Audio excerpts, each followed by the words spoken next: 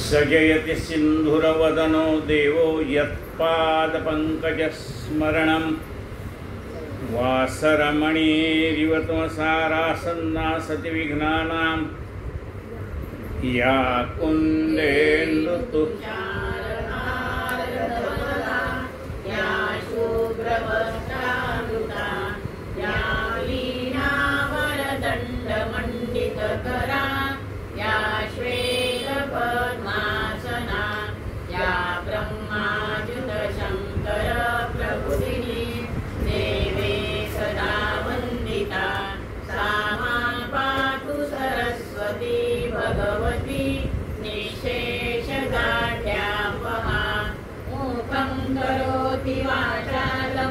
पंगुं लंघयते गिरिं वन्दे परमानन्दमाधवं नारायणं नमस्कृत्यं नरं चैव नरोत्तमं देवी सरस्वती व्यासं ततो जयमुनिरवे वसुदेवसुतं देवं देवकी परमानन्दं कृष्णं वन्दे जगद्गुरुं गुरुर्ब्रह्मा गुरुर्विष्णु गुरुर्देवो महेश्वरः गुरुर्साक्षात् परब्रह्म तस्मै श्री गुरवे नमः। श्रोता वक्ता जय जय। आपण श्री समर्थ रामदास स्वामी यांनी रचलेली करुणाष्टक या विषयावरती यथाशक्ती चिंतन करतोय।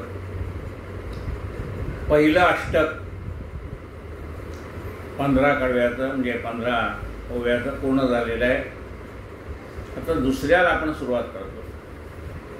तर कालचं जे शेवटचं आहे ते आपण वाचवत आली आणि मग आजच्याला सुरुवात करू। जडचर जळवासी नेणती त्या जळासी निशिदिन तुझ पाशी चूकरो गुण राशी। ज्याप्रमाणे पाण्यात राहणारे जलचर त्या पाण्यातच राहतात, पण पाणी किती अथांग आहे हे ते जाणू शकत नाही।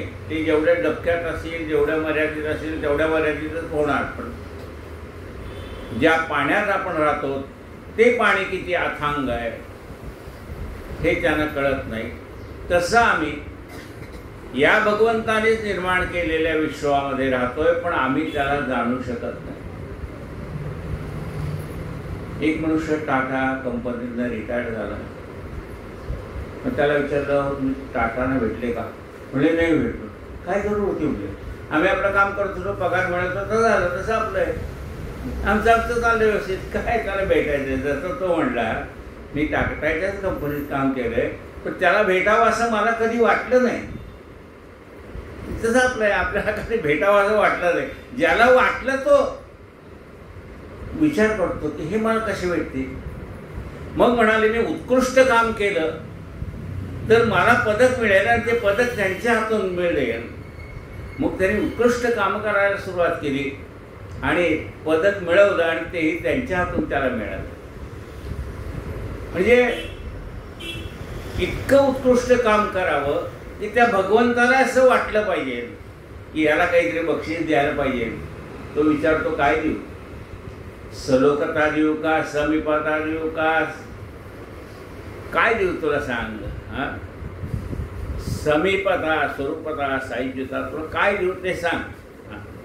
मग त्याला असं वाटेल ना याला काहीतरी बक्षीस द्यायला पाहिजे, तसं आपलं काहीतरी कर्तृत्व झालं पाहिजे। मग देवाला असं वाटेल की काही नाही बाबा याच्यावर कृपा कर, का एवढी माझी भक्ती करतोय आणि तीही माझ्या प्राप्तीसाठी करतोय, मग मला त्याच्यासाठी काहीतरी करा।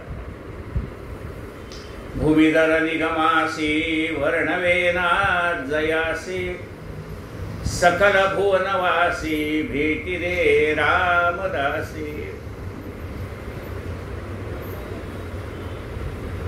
या भूमीला ज्यांनी आपल्या मस्तकावर धारण केलेला आहे असा सहस्त्रपणाचा शेष तोही सहस्त्रमुखाने भगवंताचं वर्णन करू शकला नाही, थकून गेला. मग 1000 मुखांनी ज्याला वर्णन करता आला नाही असा शेष वेद, ते वेद सुद्धा भगवंताचं स्तुती करता करता थकून गेले. मग म्हणाले नेती नेती पराशुरती. मग मी एका मुखाने काय वर्णन करून सांगणार? जर ते तुम्हाला जाणू शकले नाही तर मी कसा, आणि त्या 1000 मुख असून तू वर्णन करू शकत नाही, मग मी कसा एका मुखाने कसे वर्णन करणार? अशी तुझी कृपा लाभोती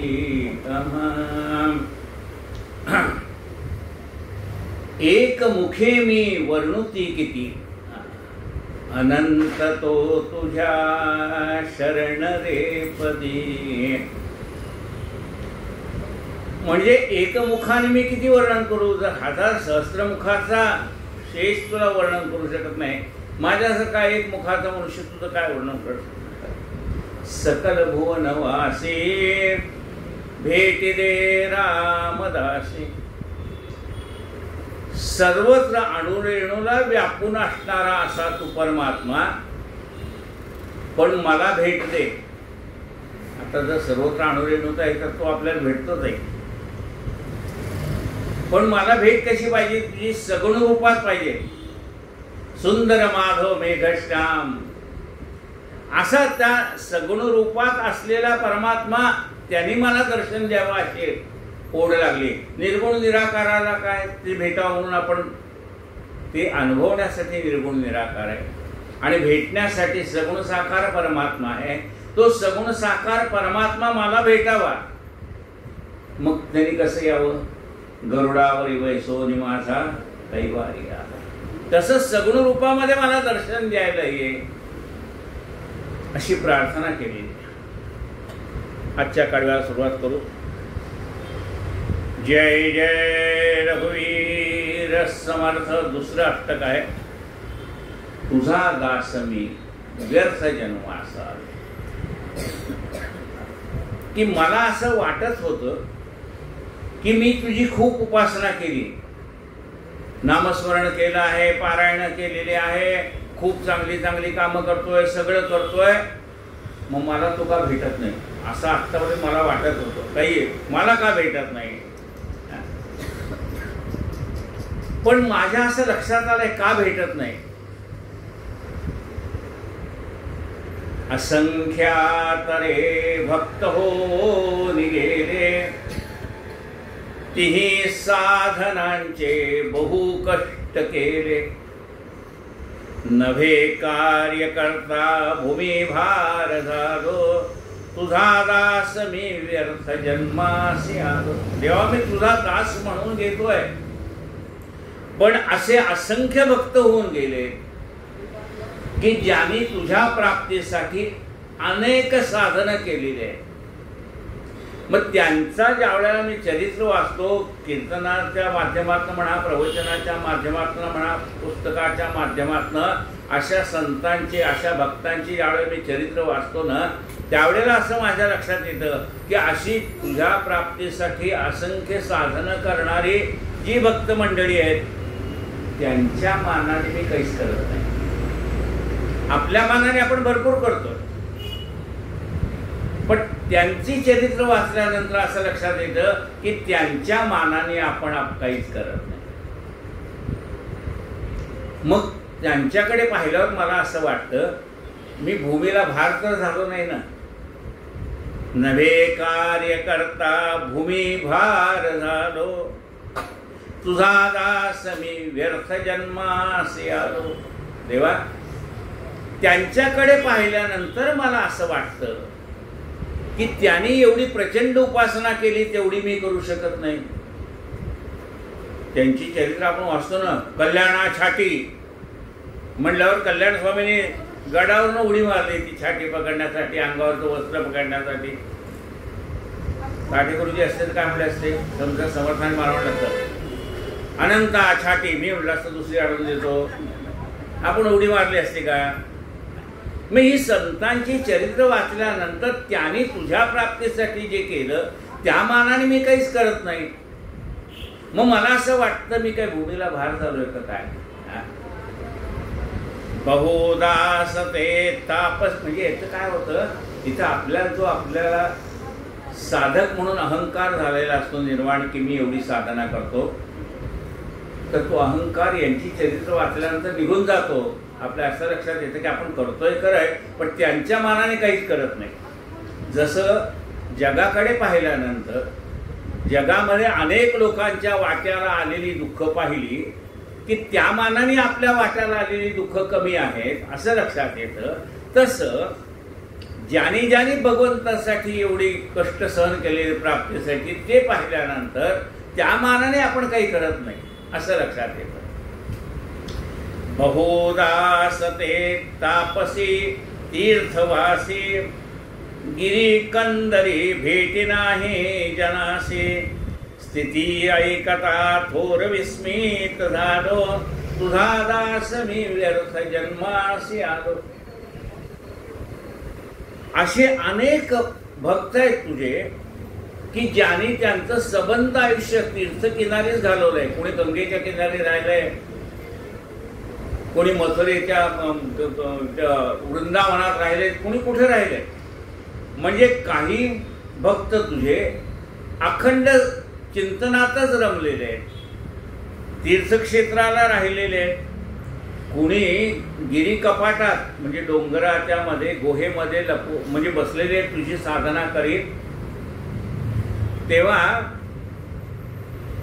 त्यांच्या मानाने म्हणजे ज्याने घरदार सोडून त्या डोंगर कपारीत, जिथं चहाचा स्टॉल नाही, वड्याची गाडी नाही, अमुक नाही तमुक नाही, आपण गेलो तर अरे बघतो तिथं काय आहे का बाबा खायला, तिथं काही नाही आहे, त्या जंगलामध्ये कोणी नाही आहे. अशा त्या घनदाट जंगलामध्ये जे राहिले आपण शोधायला गेलो तर भेटत नाही.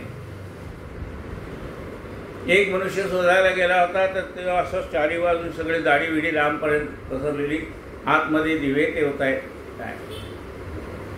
त्यांनी साधू थोडं जागृत होण्याची वाट पाहिली आणि मग साधू ज्यावेळेला आले ध्यानावरती त्यावेळेला त्यांनी विचारलं, अरे रामराज्य आलं का? म्हणजे रामराज्य येऊन कृष्णावतार पण होऊन गेला, आता कलियुग सुरू झालंय. म्हणजे भगवंताच्या नामस्मरणामध्ये देहाचं भान पण त्यांना राहिलं नाही, काळाचं भान राहिलं नाही. त्या वाल्या कोळ्याच्या अंगावरती वारुळ तयार झालं. आणि ज्यावेळेस नारद आले, रामनामाचा मधुरध्वनी ऐकला त्याने आणि मग ते वारुळ फोडून त्यांना बाहेर काढलं आणि शुद्धीवर आणलं. म्हणजे आपल्या अंगावर वारुळ चढलं हे पण ज्याला कळत नाही, लक्षात येत नाही. म्हणजे त्या नामस्मरणामध्ये एवढे रंग होऊन गेले की कशाचंच भान राहिलेलं नाही, देहाचं भान राहिलेलं नाही. मग अशांची चरित्र वाचल्यानंतर आपण काय आहे असं लक्षात येतं. बहुदासते तापसी तीर्थवासी गिरी कंदरी भेटी नाही जनाशी. आपण जरी शोधायला गेलो तर सापडत नाही, कुठाकडे कपालीतलं ध्यानाला बसले असतात. स्थिती ऐकता थोर विस्मित झालो. ते ऐकल्यानंतर त्यांची तपश्चर्या ऐकल्यानंतर विस्मित होतो आपण. आपल्याला गगनगिरी महाराजांचं माहित आहे, पाण्यामध्ये बसून ते ज्यावेळेला ते ध्यान हे करायचे त्यांचे पाय माशाने खाल्ले होते. म्हणजे एवढी जरी साधना केली तुझ्या प्राप्तीसाठी, ती चरित्र आम्ही ज्यावेळेला वाचतो ऐकतो त्यावेळेला आम्ही साधना करतोय, पण आमच्या लक्षात येते की काहीच करत नाही त्यांच्या मानाने. स्थिती ऐकता थोर विस्मित झालो तुझा दास मी व्यर्थ जन्मासी आलो. मग ही सगळी चरित्र वाचल्यानंतर माझ्या असं लक्षात आलं, तू कुणाला भेटलायस ना? ह्या भक्तांना ज्यांनी तुझी साधना केली त्यांना भेटलायस. पण मग असे कोण साधक आहे की ज्यांना तू जाऊन भेटलायस? सदा प्रेम राशी तया भेटलासी तुझ्या दर्शने स्पर्शने सौख्य राशी सदा प्रेमराशी, ज्यांच्या अंतःकरणामध्ये यच्चेयावत प्राणीमात्राविषयी प्रेम आहे.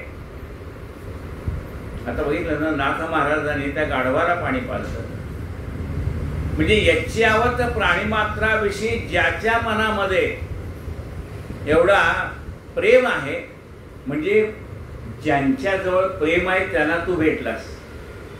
म्हणजे सगळं केलं पाहिजे ते काय, प्रपंचही प्रेमानेच करायला पाहिजे आणि परमार्थही प्रेमानेच करायला पाहिजे.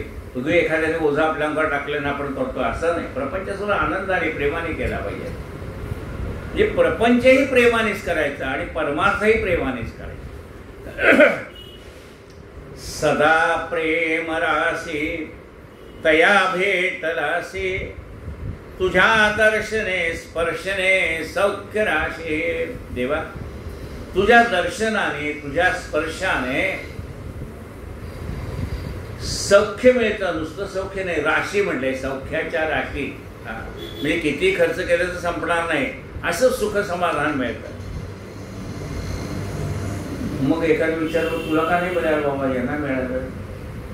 अहंता मनी शब्द ज्ञाने बुडालो, तुझा दास मी व्यर्थ जन्मासी आलो. मला का तू भेटला नाही याचा ज्या वेळेला मी विचार केला त्यावेळेला माझ्या असं लक्षात आलं की माझ्या मनातला अजून अहंकार नाहीसा झाला नाही. शब्द पांडित्य माझ्याकडे भरपूर आलं, माझ्याशी बोलण्यात कोणी टिकत नाही, सगळ्याला मी हरवतो बोलण्यामध्ये. शब्द पांडित्य आहे आणि त्या शब्द पांडित्याचाच मला अहंकार आहे आणि माझ्याजवळ अहंकार असल्यामुळे तुम्हाला भेटला नाही. अहंता मने शब्द ज्ञाने बुडालो, तुझा दास मी व्यर्थ जन्मासी आलो.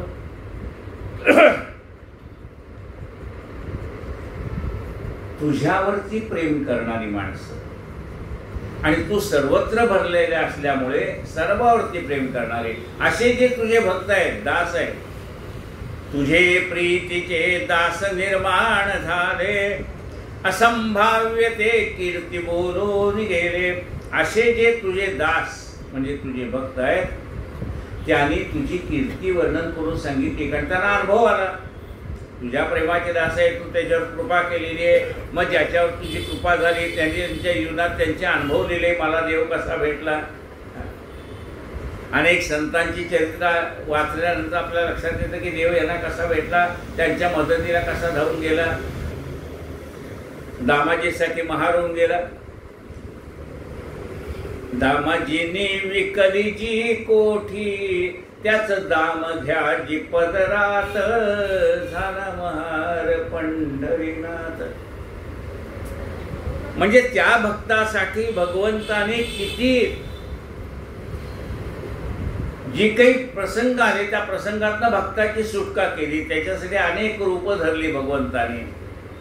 तुझे प्रीतीचे दास निर्माण झाले, असंभाव्य ते कीर्ती बोलून गेले. असंभाव्य कीर्ती म्हणजे असंभव, असं काही होणार नाही अशी कीर्ती वर्णन केली.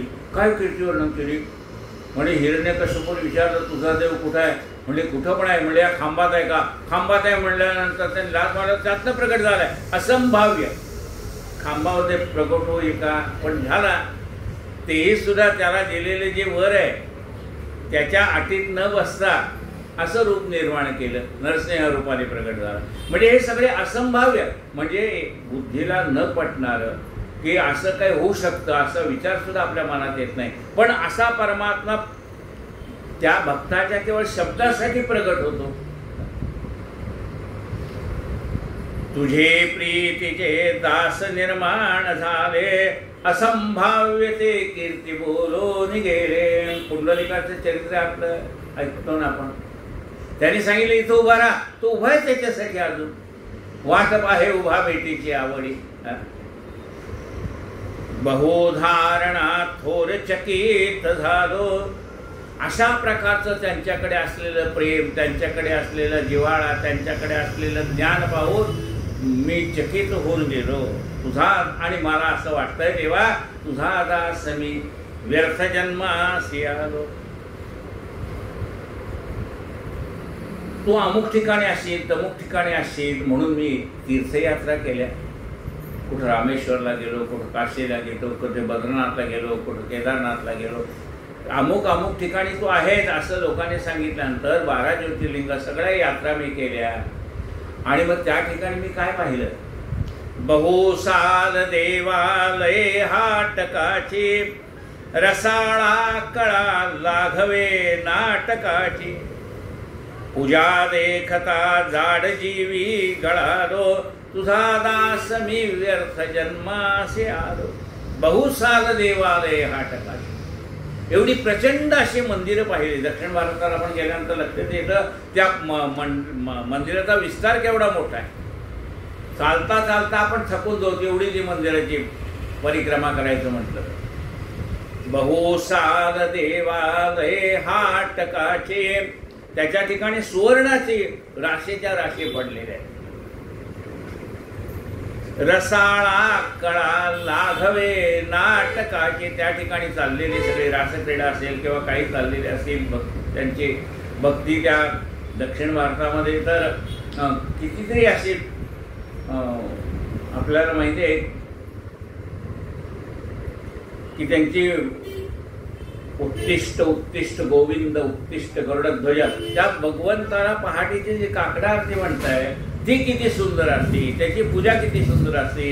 एवढ्या छोट्याशा मूर्ती असल्या ते एवढे मोठे मोठे हार कसे घालतात देवाला, ते पाहिलं तर आम्ही आपलं 5 रुपयाची फुलपुडी आणणार, 10 रुपयाची फुलपुडी आणणार. ते देवाला त्यातच व्हायचं, त्यात ओलं फुल असो का वाढलेलं असो का काय. पण तिथे जर आपण त्या फुलांचं डेकोरेशन पाहिलं त्या देवळामध्ये तर मुबलक फुलं, म्हणजे त्या ठिकाणी ते देवालयाची सजावट असेल, त्या ठिकाणी चाललेली कीर्तन प्रवचन भजन सत्संग असेल, ते जे देवाची पूजा करतात त्याच्यासाठी चाललेला म्हणजे त्याची भक्तिभाव आपल्याला जाणवतो कशी पूजा करतायत ते. आम्ही भिवंडीला गेलो होतो तर नाथ महाराजांचं मंदिर आहे, ते फोटो आहे पांडुरंगात, त्याला ते लोण्याचा गोळा लावतात आणि इतकं सुंदर तिथे ते काकडा आरती असते. तू खायवा साखर दोन्ही माझिया बाळा, ते त्यांचं म्हणणं, त्याच्यामधली आर्तता, त्याच्यामधलं प्रेम, ते पाहिल्यानंतर आम्ही आपली पूजा उरकून घेतो एवढंच लक्षात येतं. ते पाहिल्यानंतर पूजा देखता जाड जीवी गळालो, तुझा दास मी व्यर्थ जन्मासी आलो. अशी पूजा आम्हाला म्हणजे आम्ही करतो आणि ते करतात. ते पाहिल्यानंतर आपल्यात काय कमतरता आहे ते आपल्याला आपोआप लक्षात येते. किती के देहे त्यागिले तू जदागे, पुढे जाहले संगतीचे विभागे, देहे दुःख होताची वेगी पळालो, तुझा दास मी व्यर्थ जन्मासी आलो. भगवंताच्या प्राप्तीसाठी आपला देह गेला तरी चालेल, देह जाऊ अथवा राहो पांडुरंगी दृढभाव, असा ज्याने आपल्या देहाची पर्वा केली नाही, सर्वसंग परित्याग करून जे तुझ्या प्राप्तीसाठी घरातनं बाहेर पडले. पण आम्हाला मात्र थोडं काही दुखायला लागलं ना, दुखायला लागलं, काय लागलं, काय म्हणतो का देवा माझ्या मागे का लागला. अरे देवाला काय तेवढा उद्योग आहे का तुमच्या मागे लागायचा. म्हणजे आपल्याला हे दुःख होतंय, देवानेच जणू काय आपल्या मागे लावलंय असं. देवा तुका माझ्या मागे लागला म्हणजे ही सगळी दुःख तूच माझ्या मागे लावली असं त्याचा अर्थ होतो. तसं नाही. मग यांना जर या लोकांना एवढी दुःख झाली म्हणजे आपल्या धर्मरक्षणासाठी ज्यांनी प्राण तुझ्यासाठी अर्पण केले भगवंताच्यासाठी, मग एवढी त्यांची उपासना पाहिल्यानंतर, सर्वसंग परित्याग करून तुझ्या प्राप्तीसाठी बाहेर पडल्यानंतर पाहिल्यानंतर मला अशी जाणीव होती की मला थोडं काही दुखापाय व्हायला लागलं तर मला लगे असं वाटतं की ही उपासना काय करून उपयोग आहे, एवढं सगळं मी देवदेव करतो तरी माझ्या हात असा आहे त्यापेक्षा न केलेलं बरं, इथपर्यंत मी येतो. पण यांची दुःख पाहिल्यानंतर त्या दुःखामध्ये सुद्धा ते तुझ्या प्राप्तीसाठी मागे येत नाहीत एक पावलं. आणि आम्हाला थोडंफार झालं की असं वाटतं देव गुंडाळून ठेवायचं, काही देवदेवी नको. देहे दुःख होताची वेगी पळालो, तुझा दास मी व्यर्थ जन्मासी आलो. जय जय रघुवीर समर्थ. श्री कृष्ण गोविंद हरे मुरारे.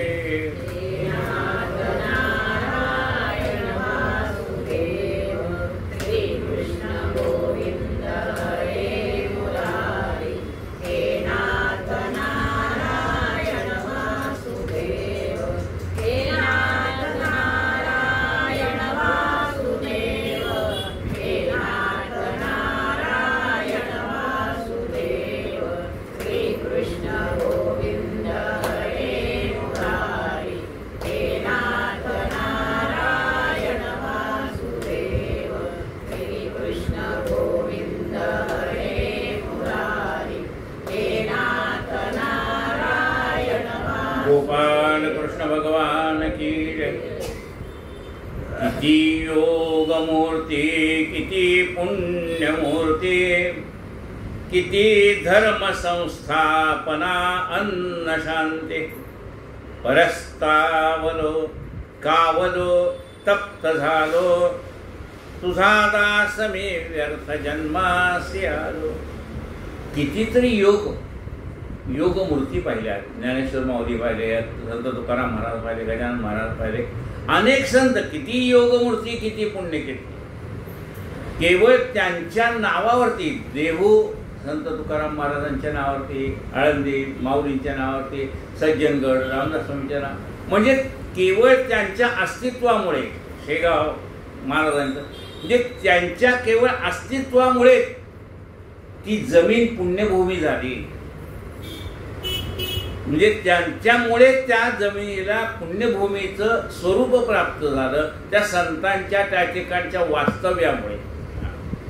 किती योग मूर्ती, किती पुण्य मूर्ती, किती धर्म संस्थापना अन्न शांती.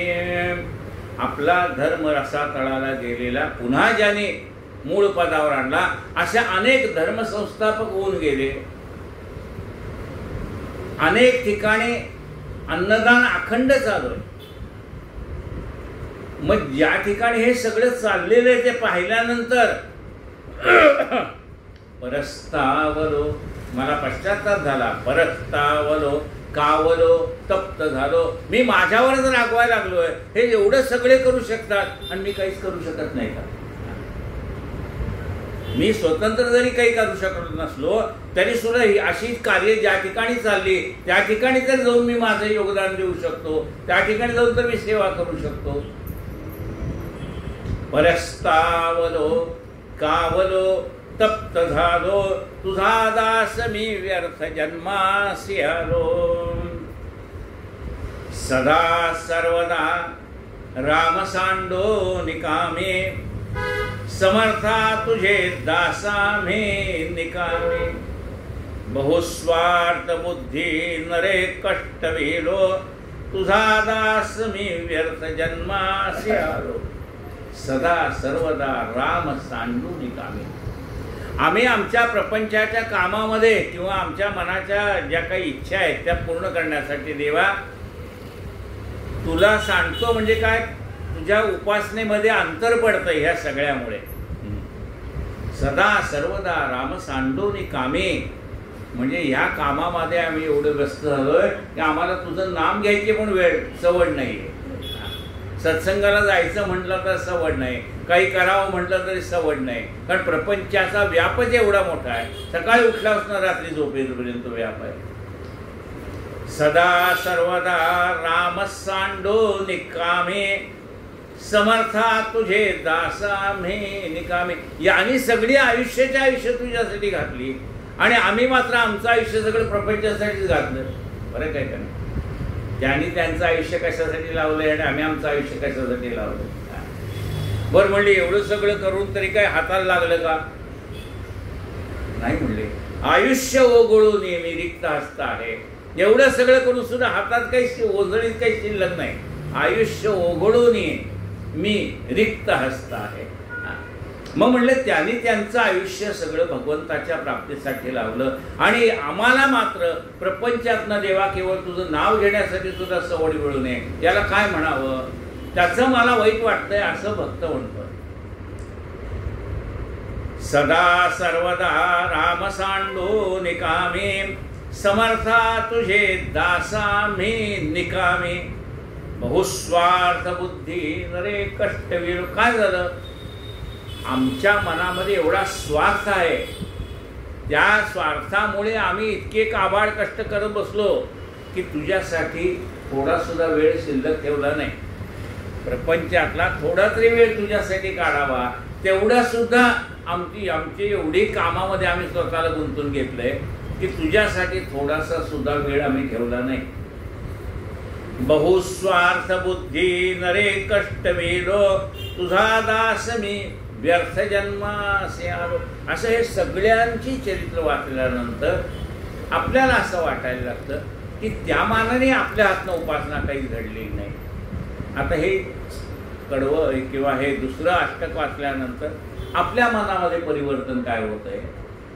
पहिलं अष्टक वाचल्यानंतर आपल्या मनामध्ये परिवर्तन असं झालं, खरंच आहे हे जसं म्हणतात की भगवंत आम्हाला प्रपंच सुख म्हणत आहे, दुःख टाकून आले, हे सगळं अनुभवला आल्यानंतर मग सामान्य माणसाचं मन त्या भगवंताकडे लागतं. हे पहिल्या अष्टकातनं आम्हाला कळलं. या दुसऱ्या अष्टकातनं असं कळलं की हे तुझ्या प्राप्तीसाठी जी काही माणसाने आयुष्यभर उपासना केली, साधना केली, मोठमोठी मंदिरं उभारली, मोठमोठे अन्नदान चालू आहे, मोठमोठ्या पूजा अर्चा करतायत, हे सगळं भजन संकीर्तन नामजन हे पाहिल्यानंतर मला जे वाटत होतं मी एवढं देवासाठी करतोय त्याचा अहंकार निघून गेला. म्हणजे हे दुसरं कडवं आपल्याला आपल्या उपासनेचा अहंकार नाहीस करणार आहे. म्हणून हे कडवं वाचायचं. हे कडवं वाचल्यानंतर, हे अष्टक वाचल्यानंतर आपल्या मनामध्ये जे अहंकार निर्माण झाला असतो त्याला सात्विक अहंकार म्हणतात. मी एवढं देवाचं करतो, हा सात्विक अहंकार आहे. हा सात्विक अहंकार हे कडवं अष्टक वाचल्यानंतर आपल्या मनातला निघून जातो की नाही बाबा, त्या लोकांनी जेवढं केलं ना, त्या मी करत नाही असं नाही, पण त्या लोकांनी जेवढं केलं ना, मला आत्तापर्यंत मी जेवढं करतो त्याचाच अहंकार होता. पण हे अष्टक वाचल्यानंतर मला असं लक्षात आलं की नाही बाबा, त्यांच्या मनाने मी काहीच करत नाही. तिसरा अष्टक आहे रामावर भार. काय म्हणतो आपण, सगळा भार देवावर टाकावा. टाकोनिया भार राहिलो निवांत. आपण भार पण टाकत नाही आणि निवांत तर राहतच नाही. सारखं मनामध्ये आपल्याला तो भार रामावरती टाकता आला पाहिजे. आणि टाकोनिया भार राहिलो निवांत असं आपल्याला जीवन जगता आलं ना तर ते सुखाचं जीवन की त्याला त्याच्यावर सोपावं. नाहीतरी आपण विचार केला तर मनासारखं काय घडतंय, सगळं घडतंय ते त्याच्या इच्छेने. मग त्याच्या इच्छेने आपली इच्छा मिळवायची. ठीक आहे बाबा, ठेविले आनंद त्याचे राहावे.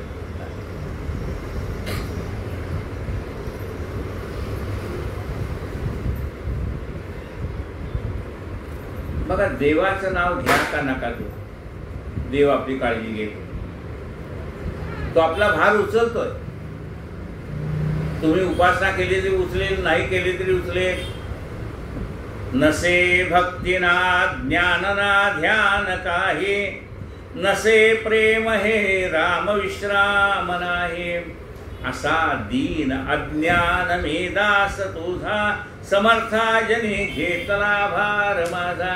देवा, मी तुझी भक्ती करत नाही, न जाणे भक्ती कसे करावे. आवाहनम न जानामी न जानामी तवर्चनम पूजांचे न जानामी क्षम्यताम परमेश्वर. मला कळत नाही रे देवा तुझी भक्ती कशी करायची. तुझ्या प्राप्तीसाठी जे काही ज्ञान प्राप्त करावं तेवढी माझी कपॅसिटी नाही, माझ्याकडे तेवढी शक्ती नाही ज्ञानार्जन करण्याची. ध्यान माझं नीट लागत नाही. खरं म्हणजे प्रेम सगळ्या जीवावर करावं पण तेही धड माझ्या हातनं घडत नाही. म्हणजे माझ्याकडे भक्ती नाही, ज्ञान नाही, ध्यान नीट करता येत नाही, प्रेम नाही. देवा तुझ्या जवळ पायाजवळ 10 मिनिटं बसावं तर तेवढा वेळ पण नाही. असा मी दीन आणि अज्ञान तुझा भक्त आहे, पण तरी सुद्धा तू माझा भार वाहतोयस. समर्थाजने घेतला भार माझा. चालवतो का नाही आपला प्रपंच तो? आपण आपल्याला नाही सवड तरी सुद्धा तो चालवतो. तो म्हणतो मी जन्माला घातलाय, मला काळजी आहे ना तुमची. ज्यांनी तोच दिलाय तो दाना देणार आहे. नसे भक्तीना ज्ञानना ध्यान काहे, नसे प्रेम हे राम विश्राम नाही. असा दीन अज्ञान मी दास तुझा, समर्थाजने घेतला भार माझा. आता हे समर्थ आपला भार कसा घेत आहे? जसं आपण लहान लेकराचा भार घेतो का नाही, त्याला गडवर घेऊन जातो, सगळं त्याचं करतो का नाही? मग करत नाही कधी. ती जाणतं झालं की करत नाही. बघेल त्याचं ते लहान आहे तोपर्यंत त्याला अगदी मांडीवर घेऊन त्याला आंघोळ बिंघोळ घालणं, पावडर लावणं, गंध लावणं, टिकी लावणं, काय असेल 2 घास बनवणं. पण ते कुठपर्यंत आहे? ते मूल एकदा त्याचं करायला लागलं की आपण त्याच्याकडे लक्ष तेवढं राहत नाही आपल्याला. ते जाऊ दे, करता येईल आता, त्याचं त्याला करू दे काय. मग हे लहान मूल अज्ञान अवस्थेत आहे तोपर्यंत आई त्याचा सगळा भार उचलतो. बरोबर आहे की नाही? तसा आपला भार का उचलतोय? आपण अजून अज्ञानी जीव आहेत म्हणून. आपण अजून अज्ञानी आहेत. ती आई जसं लेकरू अज्ञान अवस्थेत आहे तोपर्यंत त्याचा भार उचलते, आणि एकदा शहाणा झाला की म्हणतो आता बाबा तू तुझं कर. तसा हा जीव अज्ञानी आहे. म्हणून देवा मी काही करत नाही तरी तू माझं करतोय. मी तुझं काही करत नाही तरी सुद्धा तू माझं करतोय. नसे भक्तीना ज्ञानना ध्यान काहे, नसे प्रेम हे राम विश्राम नाही. असा दीन अज्ञान मी दास तुझा, समर्थाजने घेतला भार माझा. रघुनायका जन्म जन्मांतरेचा. देवा आता एक कर, माझा भार घेतलायस ना, तर माझी तुला विनंती. काय विनंती? रघुनायका जन्म जन्मांतरेचा. एवढी सगळी माझी काळजी घेतोच आहेस ना बाबा तू, तर आणखीन एक काळजी घे. काय काय? अहम भावचे दोन्ही टाके दिनाचा. देवा तुझ्या प्राप्तीच्या आड येणारा माझा अहंकार काढून टाक. बरं हा अहंकार आत्ताचा नाही देवा, या जन्मापुरता नाही, जन्मजन्मांतरी अहंकार घेऊनच जन्माला आलोय. अहम भाव छेदोने टाकी दिनाचा. लोकांना असं वाटतं मी तुझा भक्त आहे म्हणून. जनी बोलती दासया राघवाचा, परी अंतरी लेश नाही तयाचा. लोकांना वाटतं मी तुझा भक्त आहे म्हणून, पण माझ्या अंतःकरणात एवढं प्रेम अजून निर्माण झालेलं नाही. माझा अहंकारही नाही सकत. माझ्या मनात तुझ्याविषयी प्रेम निर्माण होऊ दे. जे काही आत्ता करतो वरवरचं ते अंतःकरणापासून घडू दे, प्रेमाने घडू दे. रघुनायका दीन हाती धरावे, अहम भाव छेदोनिया उद्धरावे. देवा माझा जसं तू म्हणतोस ना, परित्राणाय साधूनाम विनाशाय च दुष्कृताम. मी दुष्टाचा संहार करतो असं म्हणतोस ना, मग माझा संहार करू नको बाबा, माझा अहंकाराचा संहार कर. अहम भाव छेदोने.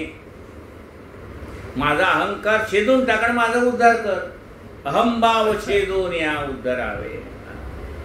रघुनायका दीन हाती धरावे, अहम भाव छेदोनिया उद्धरावे. आता मी सगळं देवा मी अवगुणी, मी अवगुणी अन्यायी, मी अवगुणी आहे, अन्यायी आहे. खरंय. अगुणी तया लागी गुणी करावे, समर्थे भव सागरी उतरावे. देवा मला अशी बुद्धी दे. मी अगुणी आहे, म्हणजे माझ्याजवळ कुठलाही चांगला गुण नाही, मी अगुणी आहे. पण माझ्या मनात असणारे सगळे अवगुण निघून जाऊ देत आणि सद्गुण माझ्या जवळ यावे. अगुणी तया लागी गुणी करावे. अज्ञानी मुलाला शिक्षक शिकवून जसं तयार करतात, ज्ञानी करतात, तसं देवा माझ्या मनामध्ये काही अवगुण असतील तर ते जाऊ दे, मला गुणी कर आणि हा भवसागर उतरून जाण्याचं सामर्थ्य मला दे, किंवा माझ्यावर कृपा कर की मी हा भवसागर उतरून जाईन. समर्थे भवसागरी उतरावे, मला ह्या भवसागरातनं उतरून पैतीराला ने तू. तुला सारखं वाटेल देवा, मी वो सूट तुलाच सांगतो. डोकं दुखायला लागले देवा तुला, कंबर दुखायला लागली तुला, पोटात दुखायला लागलंय तुला, किती देवा सारखं मी तुझ्यावर भार टाकतोय. किती भार घालू रघुनायकाला, मज कारणे क्षीण होईल त्याला. मग आता मला देवा असं वाटायला लागलंय किती भार टाकतो तुझ्यावर, सगळेच भार टाकतात, त्यात मी आणखीन एक ॲडिशनल. किती भार घालू रघुनायकाला, मज कारणे क्षीण होईल त्याला. दीनानाथ हा संकटी धाव घाले, तयाचे नेहे सर्व काया निवारे. हा दीनानाथ दिन दुबळ्यांचा सहाय्यकारी संकट काळामध्ये धावून येतो, आणि ते संकट दूर झालं की आपली काया म्हणजे मन शांत होतं. भगवंत येतो आणि त्या संकटामध्ये आपल्याला उपयोगी पडल्यानंतर कळतं की अरे हा देवच धावून आला. त्याला काय आपण ओळखत नसतो, आपल्याला ज्याने संकटातनं बाहेर काढलं. आता परवा इकडनं घरी जाताना गाडीवरनं ताटेबाई पडल्या खाली, ताटे बाबा असे दुसऱ्या गाडीवरती. मग त्यावेळेला त्या ताटेबाईनं उचलून 4 लोकांना उभं केलं. मी पुन्हा गाडी सरळ करून उभा राहिलो, पण काहीही लागलं नाही दोघांनाही. दोघंही सुखरूप आहेत. हे तर गुरुजीचं दिसतातच आहेत तुम्हाला, त्या पण चांगल्या आहेत काय. पण सांगायचं तात्पर्य काय आहे की तो परमात्मा येतो म्हणजे कुणाच्या तरी रूपाने येतो. काय म्हटलंय बघा, दीनानाथ हा संकटी धाव घाले, तयाचे निये सर्व काया निवारे. हा परमात्मा आपल्या मदतीसाठी धावून येतो आणि त्यामुळे मन शांत होतं. मज कोवसा राम कैवल्य राहता. आणि असा हा संकट काळामध्ये धावून येणारा परमात्मा पाहिला की लक्षात येतं, मज कोवसा राम कैवल्य राहता, तयाचे निही फिटली सर्व चिंता. असा हा प्रत्येक वेळेला मागे पुढे उभा राहे सांभाळीत, असा ज्या वेळेला जीवनामध्ये अनुभव यायला लागतो त्यावेळेला असं लक्षात येतं की हा परमात्मा कैवल्य देणारा आहे. कैवल्याच्या चांदण्याला भुकेला चकोर. आपल्याला कैवल्यपद प्राप्त करून देणारा हा परमात्मा आहे. कोवसा म्हणजे त्याची आपल्यावर कृपा झाली आहे. मज कोवसा राम कैवल्य दाता. त्यामुळे माझ्या मनातली आता सगळी चिंता नाहीशी झाली की तो जर प्रत्येक वेळेला माझी काळजी घ्यायला समर्थ आहे तर मी काळजी का करू. बरोबर आहे ना. सगळी काळजी घ्यायला जर तो समर्थ असेल तर मी कशाला माझी काळजी करू. तो आहे काळजी करणारा समर्थ. मज कोवसा राम कैवल्य दाता, तयाचे नेही फिटली सर्व चिंता. आता मला चिंता, मी निश्चिंत झालोय म्हणजे माझी चिंता नाहीशी झाली. बरं म्हणजे त्या देवाने एवढं आपल्याला निश्चिंत केलं, मग त्याच्यासाठी मी त्याला काय देऊ. आपण म्हणतो ना एवढं तू काम केलं की मी एवढे पैसे देईन. तसं जर एवढी देवाने आपल्यावर कृपा केली आहे त्याला मी काय देऊ. समर्थातया काय उत्तीर्ण व्हावे. देवा याच्या बदल्यात मी तुला काय देऊ. तेवढं तुम्हाला काय देणार. ही पृथ्वी मी निर्माण केली, झाडं मी निर्माण केली, तू काय फळं आणून देणार. मी निर्माण केलेल्या जमिनीवर तू राहतोस, मीच दिलेल्या पावसावरती तुझी तहान भागते. सगळं मी निर्माण केलं, तू मला काय देणार आहेस. मग त्याला आपण काही देऊ शकत नाही असं लक्षात आल्यानंतर समर्थातया काय उत्तीर्ण व्हावे, सदा सर्वदा नामवाचे वदावे. आणि मग असं लक्षात आलं की ह्याला काही देण्यासारखं जगात नाहीच आहे, कारण हे सगळं यांनी निर्माण केलंय, त्याला काय द्यायचंय. त्याला आपण काही देऊ शकत नाही असं लक्षात आल्यानंतर मग ठरवलं सदा सर्वदा नाम वाचे वदावे.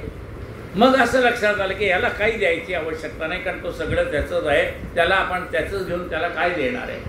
मग त्याच्यासाठी आपण त्याच्या कृपेतनं उत्तीर्ण होण्यासाठी समर्थात या काय उत्तीर्ण व्हावे, त्याची ही जी कृपा आहे त्यातनं उत्तीर्ण होण्यासाठी आपण काय फक्त नाम घेऊ शकतो. सदा सर्वदा नाम वाचे वदावे. म्हणले कधी वदावे, सदा सर्वदा वदावे. प्रभाते मनी रामचिंतित जावा, पुढे वैखरी रामाधी वदावा. सकाळी उठल्या उठल्या देवाचं नाव घ्यायचं, त्याच्या कृपेची आहे ना. म्हणजे काय कृपा आहे, अहो झोपेतनं उठलाही कृपा आहे की नाही, नाहीतर लोक म्हणले ते झोपेतच गेला म्हणून. मग त्याच्या कृपेची आठवण म्हणून त्याचे नाम घ्यायचे. वदनी गौर घेता नाम वाचे वदावे. म्हणजे जेवताना त्याचं नाव घ्यावं. म्हणजे का जेवताना घ्यावं, अरे ते अन्न दिले ना त्याने तुला, हे अन्न खाण्याची ताकद दिली, पचवण्याची ताकद दिली आहे. मग त्याच्याबद्दल कृतज्ञता पाहिजे की नाही. आणि म्हणून जेवतानाही नाम घ्यायचं. दिवस गेला, संध्याकाळ झाली, पुन्हा देवाचं नाव घ्यायचंय. भाऊ तुझ्या कृपेने आजचा दिवस पार पडला, आता रात्री झोपही चांगली लागू दे, सकाळी पुन्हा उठू दे. घेतो झोप सुखे फिरून उठतो, ही ईश्वराची कृपा. मला झोपही चांगली लागते आणि उठल्यानंतर पुन्हा तुझं नाव घेतोय. मग एवढी सगळी अखंड ज्याची कृपा आहे, घेतो झोप सुखे फिरून उठते, ही ईश्वराची कृपा. अशी ही ईश्वराची कृपा आहे. त्याच्या बदल्यात मी त्याला काय देऊ शकतो, तर त्याचं नाम घेऊ शकतो. दिनाचे उणे दिसता लाज कोण, जनी दास दिसे तुझा दैन्यवाण. श्री स्वामी तू राम पूर्ण प्रतापी, तुझा दास पाहे सदा शीघ्र कोपी. देवा आपल्या भक्ताचा किंवा आपल्या माणसाचा उणेपणा आपल्याला सहन होत नाही. कारण म्हणजे आपल्या माणसाला कोणी नावं ठेवलेली आवडत नाही. म्हणून आपण काय करतो, अरे असं वागू नकोस बरं का, लोक तुला नावं ठेवतील. त्याला कमीपणा येऊ नये असं आपल्याला वाटतं, आपल्या माणसाला कमीपणा येऊ नये असं आपल्याला वाटतं. म्हणून आपण त्याची काळजी घेतो. दिनाचे उणे दिसता लाज कोणा. मग देवा मी दीन आहे, दुबळ आहे, आता माझी जर लाज जायची वेळ आली तर माझी काळजी कुणाला, तुलाच आहे की. दिनाचे उणे, माझ्याकडे काही कमतरता असेल तर आपण म्हणतो नाही, अरे तुला आई वडिलांनी काही शिकवलं का नाही, शेवटी आई वडिलाकडे येणार का नाही. तसं माझ्याकडे काही कमतरता असेल तर उणेपणा तुझ्याकडे की नाही. तुम्ही ह्या लेकराला काही शिकवलं का नाही म्हणून तुला नावं ठेवतील, तुझा भक्त असं का जाऊ. दिनाचे उणे दिसता लाज कोणा, जनी दास दिसे तुझा दैन्यवाण. लोकांमध्ये मला दैन्यवाण ठेवू नकोस, कारण मी तुझा दास आहे. श्री स्वामी तू राम पूर्ण प्रतापी.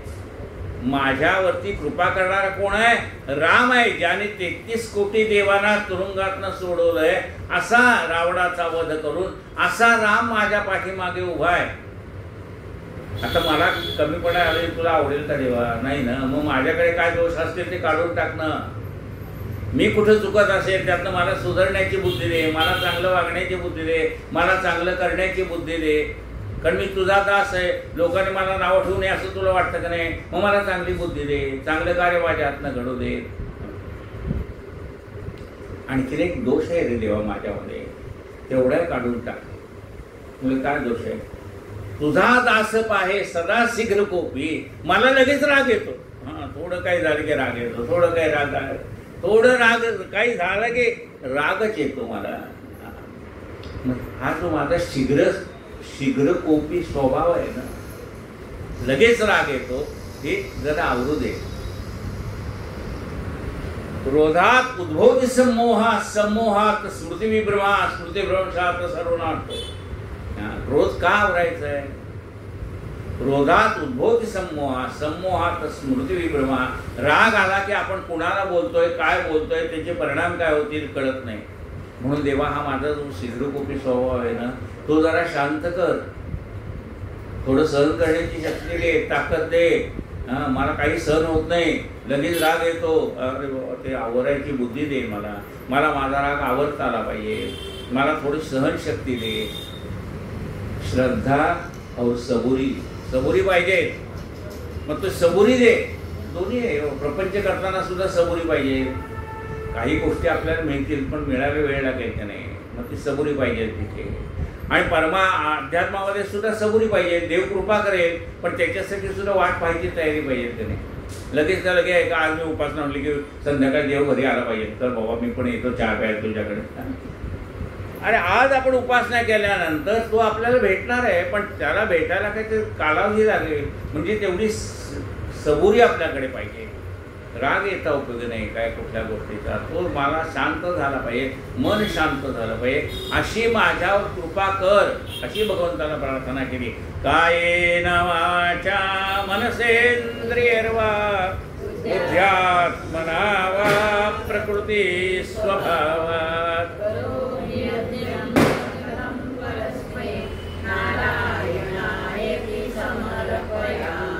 अच्युतं केशवं राम नारायणं कृष्णदामोदरं वासुदेवं हरि श्रीधरं माधवं गोपिकावल्लभं जानकीनायकं रामचन्द्रं भजे. हरे राम राम राम हरे हरे, हरे कृष्ण कृष्ण कृष्ण हरे हरे, हरे राम राम हरे हरे, हरे कृष्ण कृष्ण कृष्ण हरे हरे, हरे राम राम हरे हरे, हरे कृष्ण कृष्ण कृष्ण हरे हरे. हे 4 चरणाचं एक कडवं आहे. असे पहिल्या अष्टकामध्ये 15 कडवी होती, ती 2 दिवस झाली, म्हणजे 8 झाले असं आपण म्हणतो. आजच्या याच्यात 6 होती, तर आजच्या याच्यात 6 कडवी पूर्ण झालेली आहेत. म्हणजे आजचं अष्टक 3रं अष्टक पूर्ण झालेलं आहे. आज 2 अष्टक झाली मला वाटतं, 2रं आणि 3रं बरोबर. आज 2 अष्टक झाली. असंख्यातही भक्त होऊन गेली, आपली सुरुवात झाली, म्हणजे ते 2रं अष्टक पूर्ण झालं. आणि हे नसे भक्तीना ज्ञानना ध्यान काही असं 2रं अष्टक, म्हणजे आज 2 अष्टकं पूर्ण झालीत. ह्याच्यात 6 कडवे आहेत आणि त्याच्यात पहिल्याच्यात 8 होते, 8 आणि 6 14 झाले. आज असो, म्हणजे आज अष्टक क्रमांक 2 आणि अष्टक क्रमांक 3 पूर्ण झालेले. जय जय रघुवीर समर्थ. आरती प्रभुजी जापती विठ्ठलाची, चरण विदेवरती सावळी घनश्याम मूर्ती, गळ्यामध्ये पुष्पहार रुळती, फुले जावरी वैजयंती, लाजला पंचमान जासी, लाजला पंचमान जासी, असे देवदन कमल समनयन हरपले भान पावताची, उभी माय अनाथाची, आरती पंढरीश प्रभुची, कमल जापती विठ्ठलाची, कटीला